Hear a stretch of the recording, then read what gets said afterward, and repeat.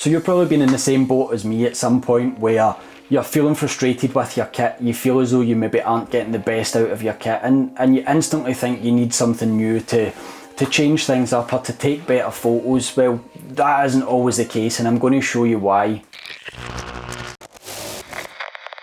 So my main camera at the moment is the Sony A7Rv paired with the 70-200 f2.8 Mark II. Now this is a hefty piece of kit. This is a great camera and a great lens setup, but sometimes I just felt a little bit stagnant with it. I recently shot at British Superbike, both Donington Park and Knockhill Racing Circuit, and I constantly found myself going back and forward between my settings, trying to get the best out of my camera, trying to capture both the energy and the movement and the speed of the shots, but also freezing those moments with a really fast shutter speed.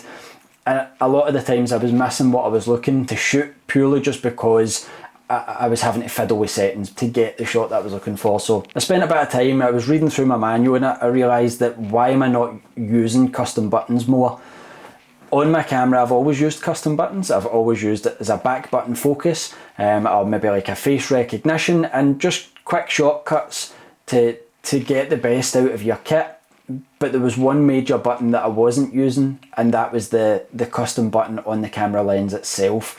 So I set that up basically to give me two exposure settings and the camera. I can have one set on the main camera itself where it's quite a high shutter speed or a fast shutter speed, and then on my custom button on my lens I can set that so that I have a slow shutter speed. Now you will have to change that up based on the scenario that you're in, based on the environment, the lighting conditions, the subject that you're shooting. You probably will have to customise that custom button each time for the environment, just so that your exposure is correct. So it's good to familiarise yourself beforehand so that you can go in and you can quickly set that up or change it if you need to, if the lighting conditions really change. One of the settings that I use on this custom button in particular is auto ISO. So you can set a range of a maximum and a minimum ISO, but it will still work in an auto capacity. Cameras nowadays are so good in low light, so there is room to give you that flexibility with your auto ISO. And it just means that you maybe don't need to change it as often on your custom button. For me, I use the custom button on the left hand side of the lens. This is purely just because when I'm holding the camera, I've got my left hand thumb right on the button, especially on a longer lens like this. It just means that literally at the click of a button you can be onto your slow shutter speed, and then as soon as you release it and you're back on your main shutter button, you will be back onto your fast shutter speed. So I went to Knockhill Racing Circuit recently and I shot a little bit of behind the scenes just to show you me using this custom button and show you how it affects what you shoot and how it can benefit what you shoot. So let me take you there first. I'll show you the behind the scenes and then I'll explain some of the other custom buttons that I currently have set up on my camera and the benefits of them.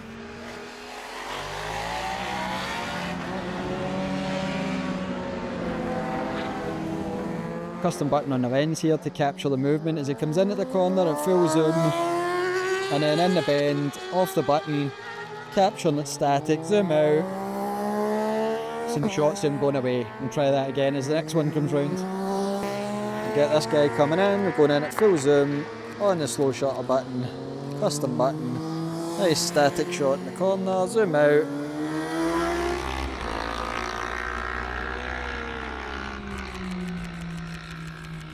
So let me show you the shots that I took at this location and the camera settings for each image. So the first image is the entry into the corner on my custom button and slow shutter speed. The second image is in the corner itself on my main exposure on the main shutter button. And the last image is the exit of the corner as a quick pan and shot back on that custom button. And lastly, one final set from the same location using the same principles and the same settings for these images. So entry into the corner, corner itself, and then the exit of the corner. So there we have it. Behind the scenes, I'm using the custom button. Let's jump back to the office and I'll show you some of my other settings. So one of the other custom buttons that I use on my camera, and I've just recently set up, is the intelligent subject tracking. So the Sony A7Rv comes with intelligent subject tracking, and this can change it from animals to humans to transport of vehicles, which again, for automotive stuff is absolutely fantastic, but it's so good having that custom button set up that if you want to shoot a person of interest, if you're trackside and there's a driver or a rider walks into frame or is in the area that you're shooting and you want to try and capture that, you can quickly press the button and it will change your subject detection to a human, and your autofocus will automatically lock onto them. But then equally, if you want to shoot a vehicle or a car or something that's leaving the pit lane or that's back on track, the simple press of a button and it switches it straight back to vehicles. Now you can set this up where it's got more than 2 options, and each press of the button cycles through your menu, so you might have to press it multiple times to find the thing that you're looking for.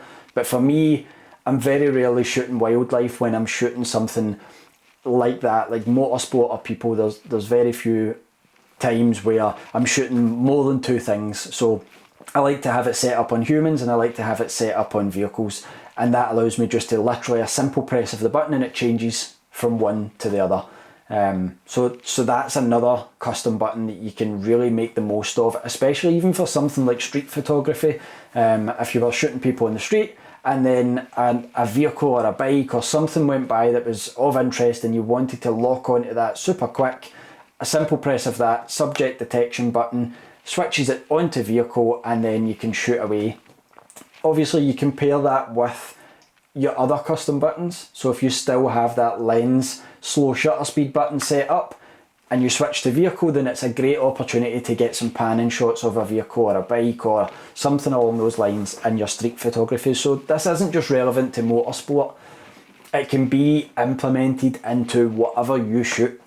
You just need to work out what works best for you, and for me a slow shutter speed allows me to capture energy, it allows me to capture movement, but my standard exposure settings on the camera with a faster shutter speed allow me to freeze those moments that I want.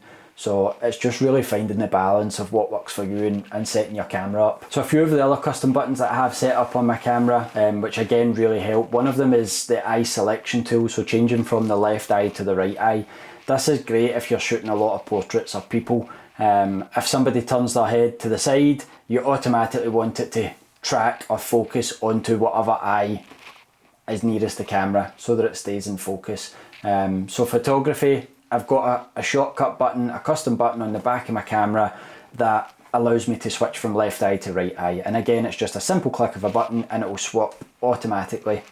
And again, the Sony autofocus is so quick that as soon as you press that button, it will automatically jump to the other eye. So I find that button really, really useful, especially if I'm working at events or shooting something that's a little bit more corporate and there's a little bit of movement and it's not a static frame like this where you're direct to camera. That quick change of the eye really makes all the difference. So again, one to consider for your own camera. The last button that I use, and this is probably one of the first buttons that I set up when I discovered custom buttons years ago, and it's the APS-C crop sensor mode. I really like to use this. Like, I know some people frown upon it because you're maybe reducing the quality of the image, but sometimes you're just looking for that little bit of extra reach without the hassle of one, either switching to a longer lens, or two, putting the teleconverter on. I've got the APS-C button set up directly next to the shutter button itself, and it's literally, if you're shooting something and you feel as though that you just need that little bit of extra reach, you come off the shutter button straight onto your custom button and then straight back onto your shutter button, and it just really gives you a little bit more each time. So there's so much more that you can set up on your camera than you probably realise. Like myself, I didn't realise that I could have multiple exposures set up on custom buttons. So that for me has been a game changer. So as a quick recap, the buttons that I'm using on my camera that I've currently got set up are the APS-C mode. I'm using the eye detection, which allows you to switch from left eye to right eye. I'm also using the intelligent subject detection, which allows me to switch from human to vehicle and change on the subject. The last button and the most recent one that I've set up is the custom lens button, which I've got set to a slow shutter speed. So there we have it. Custom buttons are a great way to get the most out of your kit. For me, custom buttons means faster reactions, it means fewer missed shots, it means a little bit more creativity or a little bit more flexibility in your shooting style. So there's loads of advantages. Go and find your camera manual, dig out your camera and start messing about with custom buttons. Let me know in the comments below if you're using custom buttons already on your camera, and if you are, how you've got them assigned.